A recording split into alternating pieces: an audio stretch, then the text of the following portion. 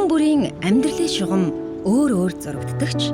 хүсэл мөрөөдлийнхөө төлөө сурч боловсрох чин хүсэлтэй залуу хүнд